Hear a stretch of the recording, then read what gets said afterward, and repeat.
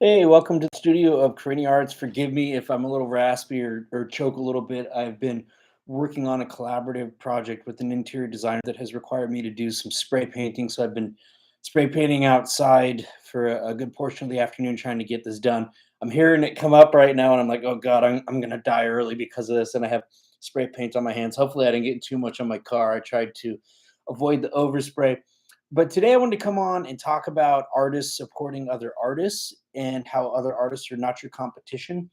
So this past weekend, I did a live painting event at Edelman Fine Art in Little Italy, and a friend of mine came out, an artist that I'm mentoring a little bit, and she's just trying to kind of get into this. And she's been telling me she doesn't necessarily feel ready or she doesn't feel prepared. And the truth is that nobody ever really feels ready or prepared. I've been doing this for a lot of years. I am a full-time professional artist, and there are a lot of times that I question my own value, my own worth, the quality of what I do, the quality of my work, where I've been, what I've done, where I'm going. But when I really sit back and look, I am, in many regards, I would say a successful artist. Now, success, of course, is in the eye of the beholder. It's a matter of perspective. Sometimes it's about money, sometimes it's not. For me, it's been about finding my voice, about doing things my own way, about building sustainability.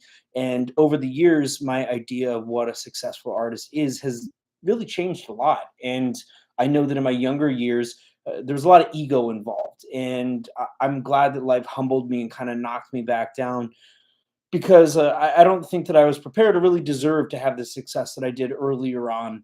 And because of that, life kind of shifted and put me through the ringer a little bit. And I've had my ups and downs, and it's kind of the nature of art. And I believe that that's kind of innately what art is. It's about finding yourself. It's about the cyclical journey that goes back and forth. It's not always happy. It's not always bad. It's about finding the beauty in the struggle. And I've talked about before the idea of the starving artist and how I used to hate that term, but now I really embrace it because it's my hunger that has made me successful. And that's one of the things that I like to share with other artists. But this artist friend of mine that came out, I helped her in preparing some work of sorts, guiding her through the process of submitting some work for a juried show. So I let her know about the opportunity. But it got me thinking about how when I was coming up through the scene and how a lot of artists would keep information to themselves, things were proprietary. They didn't want to share their resources or where they got information or how they did certain things. And for me, for the most part, there's very little that I keep to myself. I kind of just put it all out there. And it's because, I know the struggle that I went through, and I want to encourage other artists to find their way to make it.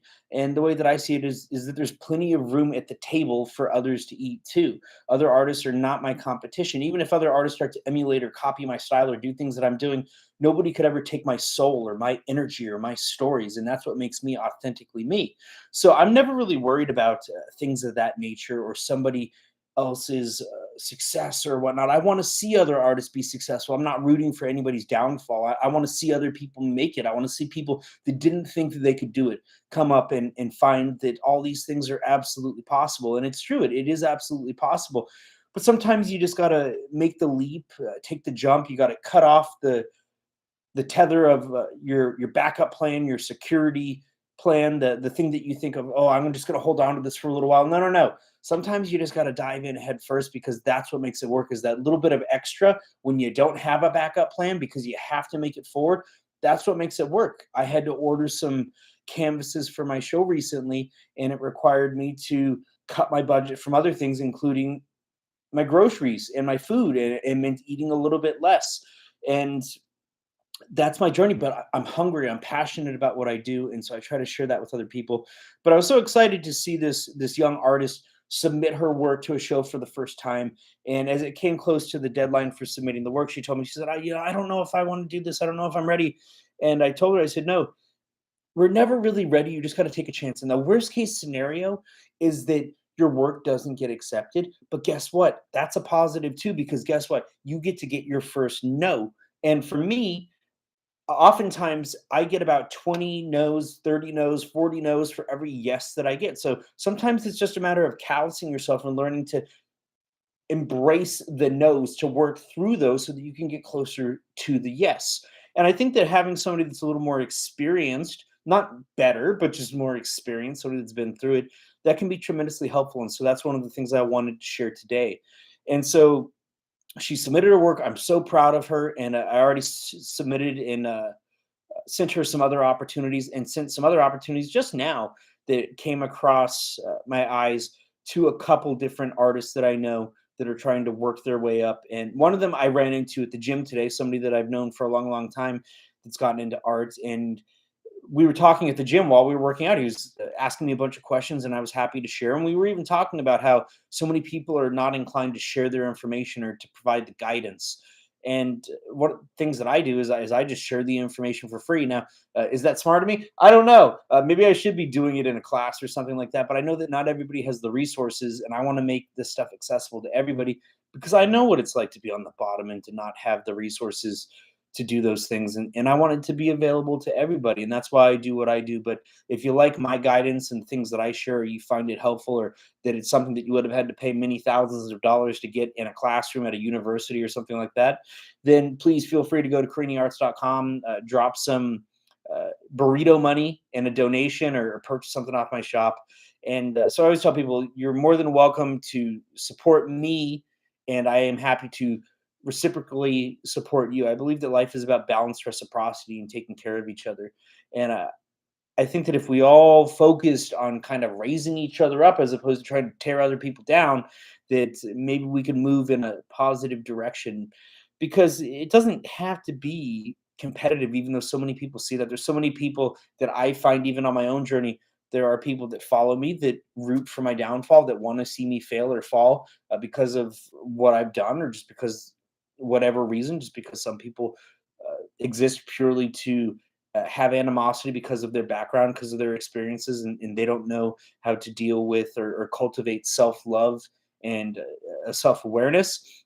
And I've come to recognize that, and I've come to embrace that, and I've come to actually appreciate those people as well, because those people push me forward just as much as the people that support me. So I'm thankful for the good, the bad, and everything in between.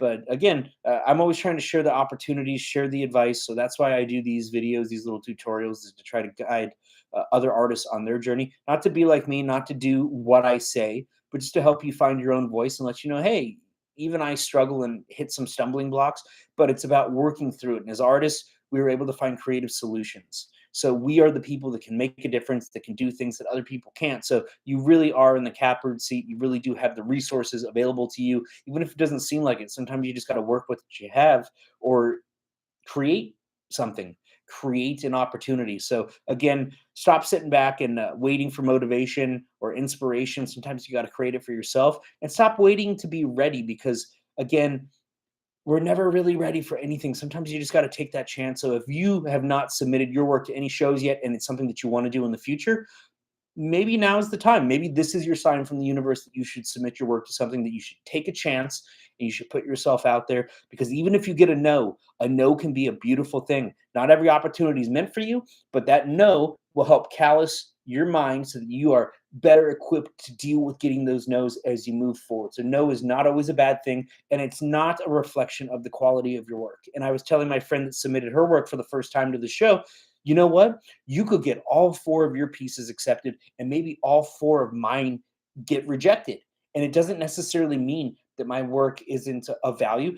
One person, in this case, is jurying a show and picking the work that they connect to. So it is never a reflection of the quality of you as a person, the quality of you as an artist. So again, learning to take that in and to acknowledge that and to embrace that, you can keep pushing forward and moving forward towards your dreams. So have a good day, stay safe, be well. Check out CariniArts.com.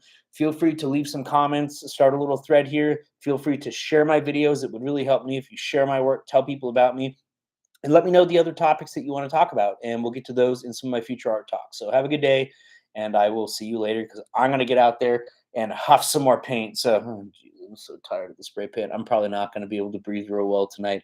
But hey, you got to do what you got to do. You got to make the sacrifice. So I'll see you next time.